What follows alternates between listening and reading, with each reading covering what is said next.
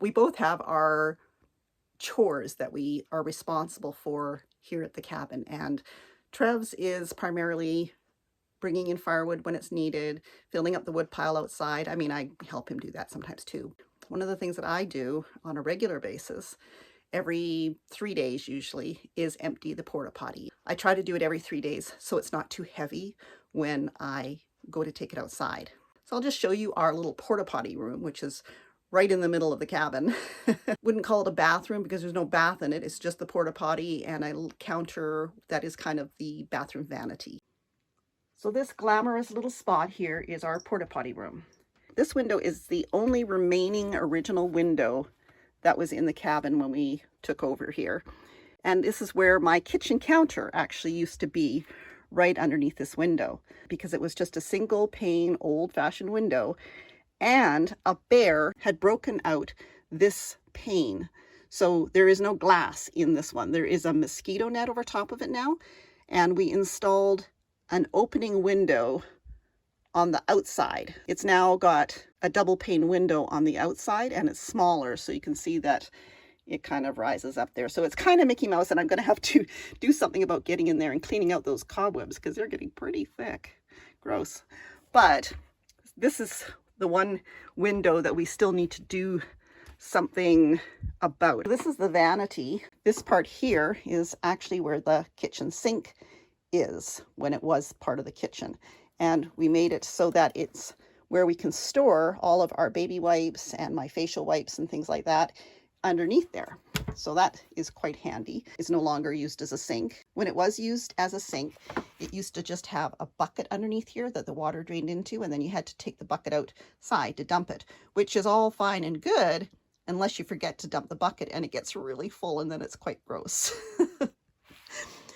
But I finished covering this part of it here today with some stick-on tiles just to make it look a little nicer and easier to clean. Underneath that is a piece of flat tin that's just been nailed to the top of the counter, and it's been like that for years, and I don't know why I didn't cover it earlier because it just looks so much better. There are shelves down below here where we store things, our first aid, some medications, band-aids. There's some face cloths and stuff, sort of odds and ends on the shelf. I try not to use the one on the bottom very much because it's just hard to get to. But this is the porta potty, and this porta potty has been with us for a very, very long time. When we got married 40 years ago, this porta potty was something we purchased with a gift certificate that we got as a wedding gift that somebody gave us from Sears. And I don't think Sears even exists anymore, seems to me. I don't remember, used to get the Sears Christmas catalogs. Well, that's Sears. We picked this out of the Sears catalog and ordered it with that $50 gift certificate. Not a gift card, because they didn't have gift cards back then. They were gift certificates. And this toilet has been with us everywhere. The reason we ordered it back then was because we were living in a little log cabin that we had built on my husband's grandparents' property in the West Kootenays. That little cabin, after they passed away, was sold with their house, and we had people telling us that our little log cabin, which was up the hill from their house, was sold to somebody else, and they actually moved it. They put it up on a truck of some kind. I don't know how they got it up there because it was way up the hill, and moved it someplace else in the area. So I don't know where it went, but it's kind of sad to think it's not there anymore. But that's what we bought this porta potty for. I was pregnant. We did have an outhouse, but if you're a woman and you've been pregnant, you know how many times you have to get up to go to the bathroom in the night. So this porta potty was a very necessary thing for me at that point. And it still works really well. We don't put water in it to flush it. I just have a spray bottle that I spray it out every couple of times every day. And it saves on not having that extra water filling up the tank in the bottom there. It's something that I just empty out every few days, so it's not too heavy. And we just empty it out around the trees. We try to encourage the growth of the birch trees close to the cabin. So that's generally where I will dump out the bottom of this tank. And it's just pee. We don't put any chemicals in the bottom of the toilet because I emptied out often enough, and give it a rinse every now and then, and it's been fine. And it's really nice to have this in the cabin because it means we don't have to head out to the outhouse every time you have to go to the bathroom. It's only for number one, not for number two. Being able to just go over here and go to the bathroom rather than having to put on all your, warm clothes to trudge out to the outhouse to go to the bathroom every time you have to go pee. It's really nice, especially when it's -40 and you just have to go pee. We do go out to the outhouse to go number two, but for number one, you're allowed to use the porta potty. We don't put toilet paper in the toilet. We put it in the garbage can, which makes emptying out the toilet way better because you're just dumping out pee. You're not dumping out, icky toilet paper and stuff all over the ground as well. It's just pee.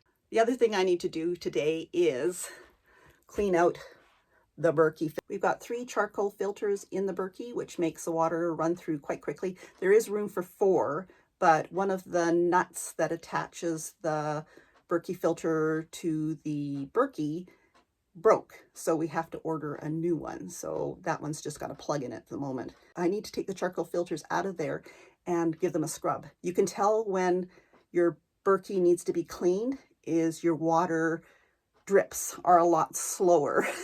I noticed yesterday that it wasn't filtering the water very quickly, so I need to take the Berkey apart and scrub off those filters. I'll show you how I do that just in case you are thinking about getting a Berkey. These filters last forever. We're still using the original filters that came with the Berkey that when we bought it, I don't know, 10, 11, 12, 13 years ago. I don't even remember how long ago. It's about that long. But you just have to scrub off the outer layer every so often to get rid of all of the gunk that has been getting filtered out of your water. And scrubbing them with a scrubby cleans it all off and sort of opens everything up again so the water flows through faster. So that's what I'm going to do with this right now, and I'll show you how I do that. So first you need to make sure there's no water in the top part of the Berkey that has the filters in it. This is the only part you need to take off of the Berkey. This part can stay here. I put water through it last night, but I didn't fill it right up. So I'm hoping that most of the water has gone through into the bottom part here where all the purified water is. So we'll just take this off. You can see underneath here, these are where the filters filter the water through. So that's where it drips out of the top and into the bottom when it's all been filtered through the charcoal filters. The white one is actually the plug that is keeping the open hole from leaking in the unpurified water. I'm going to dump out what's left of this water because I don't want to waste any. I do have to go get water today though, so maybe I'll just dump it into the sink. To remove the filters, you need to unscrew this little wing nut that's on the bottom here that goes around the, I guess, the little spout or the little peg that comes out of the middle of the filter, because the filters are hollow inside. So the water filters through the charcoal into the middle of the filter and drips out through this little tube here. That's where the water comes out into the filtered water section. I need to scrub off these charcoal filters to remove the outside coating that is now saturated with all of the impurities that it's filtered out of the water so that we can drink it. These are the scrubbies that I use to scrub off the filters. I use the metal one. It takes off a lot more of the charcoal filter than the plastic ones, but I find that our water, because it's quite hard, and I think that this metal scrubby does a better job of scrubbing off the outside layer. You just take one of the scrubbies and you just start scrubbing it. I just scrub each one all over, make sure you do the top. This one works okay, but it's really not very abrasive, I guess, the plastic ones. This one, you can see the black on there already.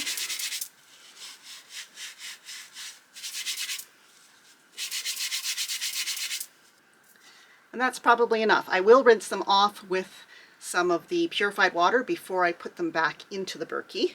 Just carry on and clean this one as well. It's just a matter of scrubbing it off for a few minutes just to remove that outer layer of clogged charcoal filter. If you're putting water into your Berkey that is tap water and you're just trying to take the impurities and the chemicals they put into tap water out. You probably won't have to do this very often. I don't really know. We don't filter our water at home. Our water is pretty good. It comes from a community well. But if you are filtering water from a pond or a lake or a river, you're going to get debris like silt or dirt or, you know, little bugs, whatever. And the more of them that's in the water when you put it into the Berkey, the more this is going to plug up. So I try not to put dirty looking water into the Berkey. If the lake is really rough from being windy, then a lot of times the water will have a lot of silt or dirt or sand or whatever floating around in it. And when I bring the water up, I always let it settle before I put it into the Berkey, so that I'm putting less loose debris that I can actually see through the Berkey filters, because it just plugs them up quicker. This is the first time I've had to do this so far this year. And we've been here for almost a month now, so that's pretty good. So I have my filters back inside there, as well as the one white plug. So I'm going to put it back on top of the Berkey and fill it back up and see how quickly the water starts to filter through compared to what it was doing last night.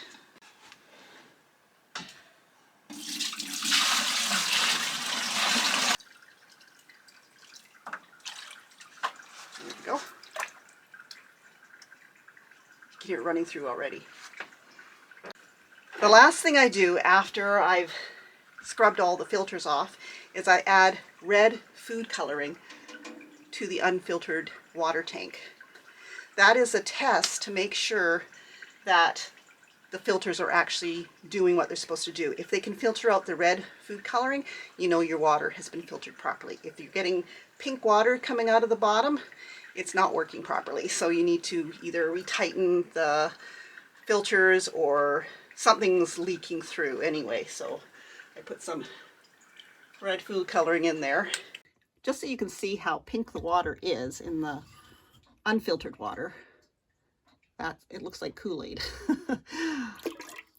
And I'll give it a little wipe to keep it nice and shiny.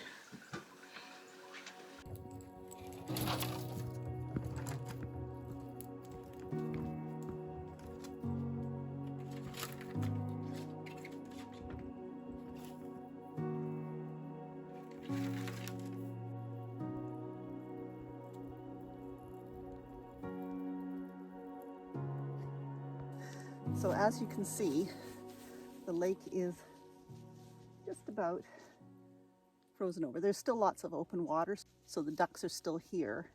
And there is some swans up the creek there that Trev saw this morning. There's 2 young ones and 2 adult ones. The young ones are gray. They will be probably leaving later today, if not tomorrow. The creek doesn't freeze over as quickly as the lake does, obviously, because it's moving water, but it does eventually freeze over solid. I had to dig out my hatchet today. I don't think the ice is, oh, I'm trying to grab a piece here for you. It's like actually like a sheet of glass, probably about the same thickness as a piece of glass right now, but it's not thick enough that I actually need the hatchet. I can probably just use the pot. It's definitely colder today than it has been. It's supposed to go to -11 Celsius tonight. So we'll be putting an extra log on the stove tonight. Haven't seen too many ducks because of course the water in front of the cabin is now all frozen. There are some open spaces, but the ducks seem to stay away from the places where it's, you know, just like a little area that's not frozen, because I think they could probably get trapped. They stay more in the areas that are more open. And I think that right now is down where the creek goes out of the lake. It's probably a little bit more water movement down there. They're probably hanging around down there. I have seen ducks flying over the lake today to get my water. I've now switched from my square buckets, which the lids were really falling apart on, to using 2 of the camper jugs and 2 food grade buckets that I had other stuff in, but I've emptied them out so I can use them for water now. A little bit of a wind coming up too.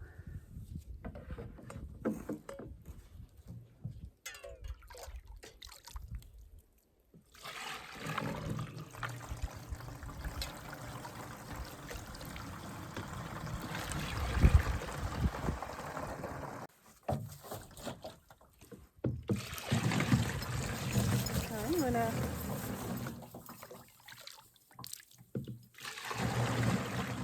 those are about even. Get these out of the way.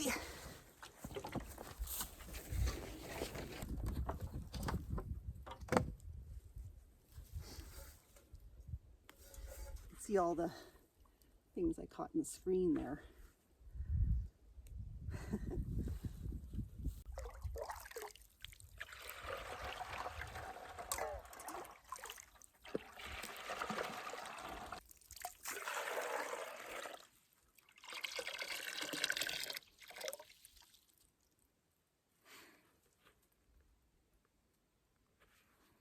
Good catch. Eventually, when it gets colder, the screen in the funnel freezes up as soon as you pour water through it.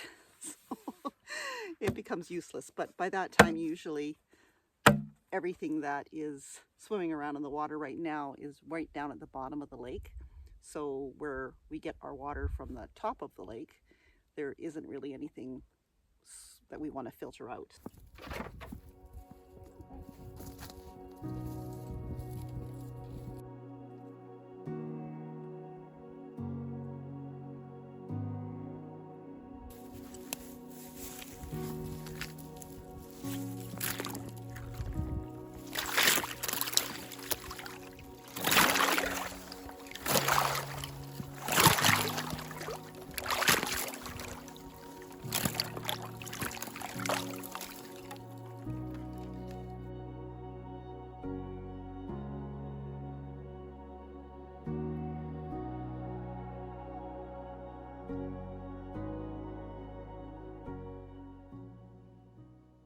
Those little berries there are low bush cranberries, and it's only now when they're freezing that they're ripe. They're usually red and then they turn purple when they're ripe. And then growing right above them are the high bush cranberries, which are extremely sour, but they're a good source of vitamin C when you're out in the bush.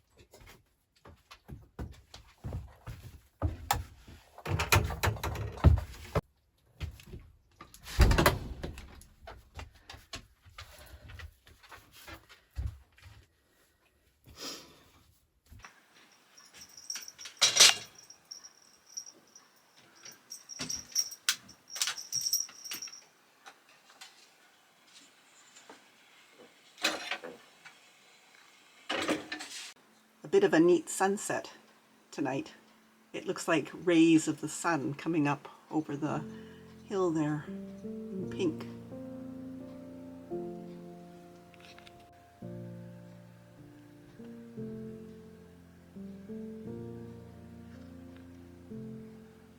You can see where the water is open there and it's reflecting the trees on the other side of the lake so differently from the reflection of the trees on the ice. Looks kind of cool. There's another one right over here. Looks really neat. This view just never gets old. So pretty.